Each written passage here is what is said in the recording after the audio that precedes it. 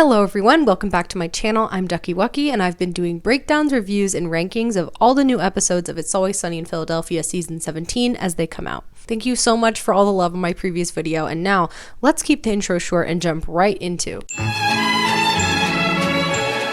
Thought Leadership, a corporate conversation, starts in a way that I really appreciate, with a bunch of weird things happening that require some sort of explanation later. Why do they have a water cooler? Why is there a reporter there? And why were 500 gallons of baby oil poured into a river? Going into this episode reading the description, I thought it was going to be similar to Wolf Cola, a public relations nightmare, but I was looking forward to that, but I was like, oh, they're kind of rehashing plot lines.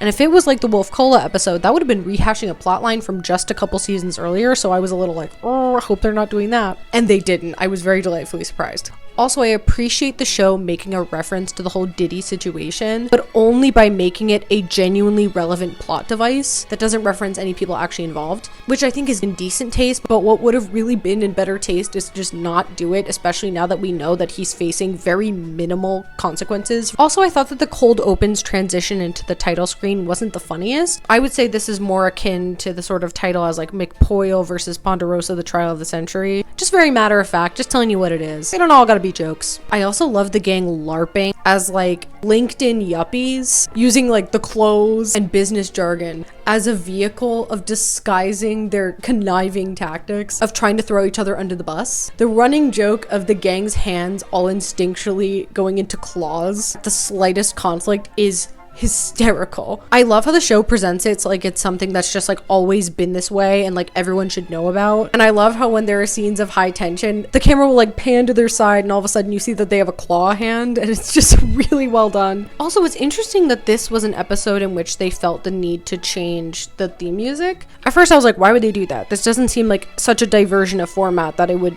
require that. But then I realized the whole gang is changing their entire vocabulary and their whole vibe in order to fit this corporate atmosphere. It's fitting that the title card would do the same thing.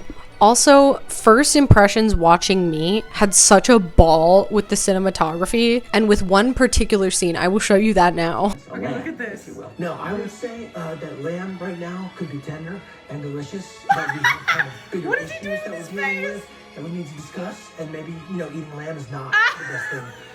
Momentarily speaking. Thank you for that, Oh Charlie. my But God. of course, I'm speaking of the sacrificial lamb. Ah! What is it? Maybe we need to walk through the series of That's so funny. Like, Danny totally was just doing this to mess with everybody. Must be protected at all times. yes, the business is infinitely What was that? A camera zoom in my It's Always Sunny in Philadelphia? Impossible. That is so funny, but genuinely, what was going on? Like, I saw a couple other camera zoom-ins. Like, that's not how It's Always Sunny in Philadelphia works. In the language of cinema, that tells me that there is someone behind the camera. And because there's not, it gave me an uncanny feeling, and I literally was like, I don't like this. Also, why someone needs to be the fall guy, I have no idea. And I can't tell if the issue they're trying to get someone to fall for is the baby oil or the waitress trying to go public.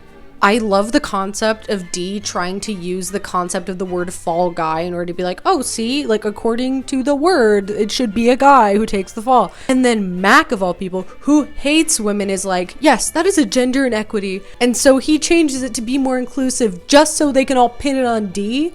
Like, I'm sure they were all planning at some point. And then, of course, Charlie not knowing how to navigate the business speak and eventually being like, oh, we could have a fall bird. And then that goes right back to Dee. That was one of my favorite lines in the whole episode. And then we have a flashback, which shows us where all of this insanity began. And it all started because Frank found an empty water jug, and they couldn't agree on how to use it as a musical instrument. Not if, not why, how. Their only disagreement was the method. Do you hit it or do you blow in it? It's so silly and quaint, and then it's very funny to see the butterfly effect from this very small argument escalating. Frank starts doing the things in the basement. And for an episode that, again, I thought was going to be a Wolf Cola rehash, there are so many fresh ideas in this. Like, the water cooler gag is like unlike anything I've seen in Sunny before. And I love how it's almost like an ancient rune that like absorbs every member of the gang and just fundamentally changes the bar. There are also little hints of what's going to happen around the water cooler. Frank talks about how he loves dumping things in large bodies of water. Because of course he does. He likes flushing shoes. Why wouldn't he like that? And then also Dennis talks about drinking baby oil and also oiling himself himself, so it's all just building. Also, I predicted their overhydration because of the water cooler was going to be a more obvious factor, but it was really just in the background. The slap fighting thing kind of came out of nowhere too. I mean, the claws were definitely a setup for it, but it still felt loose, and it really was like they were just trying to get that in there. But it just felt like a little disjointed and a little mismatched, but still, I was okay with it because it was really funny. Also, the business jargon gets so complicated throughout the episode. I'm going to read you a direct quote from Dennis in this episode. "It was a hand-face-based business venture that led to the offlining of certain corporate assets into various aquatic bodies." I'm someone who's very particular about analyzing every single detail of an episode, so the corporate jargon being so complicated was a little annoying for me because I kept having to literally rewind the episode just to be like, what are they talking about? I love the charts. I also love Frank telling another horrifying story of when he dumped asbestos into a river. Also, the concept of this slap fighting contest is very much in the same vein as the gang dances their off, where Charlie accidentally puts up the bar as a prize. But here, for some reason, they put the Cybertruck up as a prize, but don't want to give it away. Then why'd you make it the prize though? Also, the scenes of the slap fights themselves, especially between Dee and the waitress, are literally like super cool. Like the image is so much crisper, and we have the cool slow motion. Also, randomly in the middle of the episode, we have a reveal that Dee used to be hit by Frank as a kid, and that just comes up during the slap fight montage, and I'm like, that's a pretty big revelation, and it's pretty disturbing. And Frank is like, oh, those were the days. After Frank is in a coma, that's like, what? Also, we find out in this episode that the waitress is now homeless. And she's living in her car, but her curls look so much better than mine ever do. Charlie and the waitress's dynamic is like nothing changed at all. I do think that the development of her being homeless is smart writing, because otherwise she would have absolutely no motivation to go back to the bar ever again or spend time with the gang ever again. After finding out that she won but the Cybertruck was not included in her prize, the waitress is absolutely fed up and threatens to go public about this. And I was kind of thinking to myself when I was watching, I was like, why is this the last straw for her? And I'm like, oh right, she's homeless, and if she won this Cybertruck, she could sell her other car, and this could mean a much better life for her. But it's all ripped away, and by Frank of all people. Also, another golden line from Dee is, I would say all due respect, but I don't respect you, to Charlie.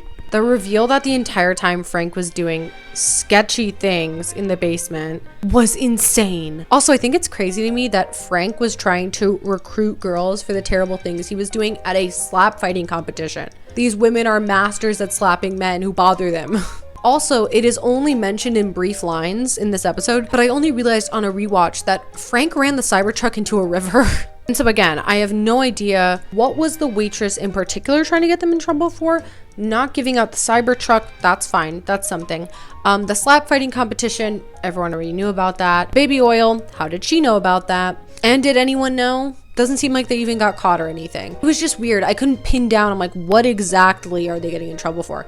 They deserve to get in trouble for lots of things, but I was like, what's the particular thing this episode? So that kind of lowered the stakes for me. Also, like I said, they wrap around sort of at the end and are like, oh, we were overhydrated, and then we started talking like this, and I'm like, well, why weren't there any indications of that in the rest of the episode? Like, also, the reveal that the reporter was actually, well, you know if you watched it.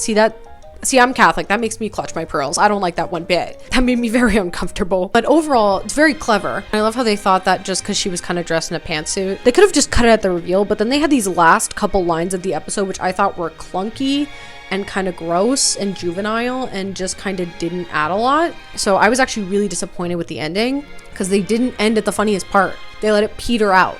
And it was a fine twist, but not as strong as the cake twist. The twist of Frank being cake is probably going to end up being the best twist of the season. My overall thoughts on this episode is that it's fun and fast-paced. It's very silly and character-driven, goes in a million different directions. I love the charts. This episode is pure shenanigans, but it felt very thrown together structure-wise. In terms of structure, I would probably have to put it last. It's definitely the sloppiest of the 4 episodes we have so far, but it was so entertaining. So overall, I'm gonna put it at 3. All right, everyone, let me know. Do you agree with my review? What are your thoughts? Tune in next Thursday or Friday for my next installment. There I will be reviewing The Gang Goes to the Dog Track. Also, please consider subscribing and becoming a channel member if you want to be shouted out at the end of all of my videos. I would like to give a special thanks to my very first channel member, Andrew Fiore. That's right, my boyfriend. Thank you so much, baby. It's only 99 cents a month, and you'll be supporting me, getting custom emojis and loyalty badges, and seeing your name up here every episode. Also, I will be making a video about the worst episodes of It's Always Sunny in Philadelphia, trying to figure out which one is the very worst. So if you have any suggestions for that, comment down below. Thank you guys so much for watching and have a great day. Mwah!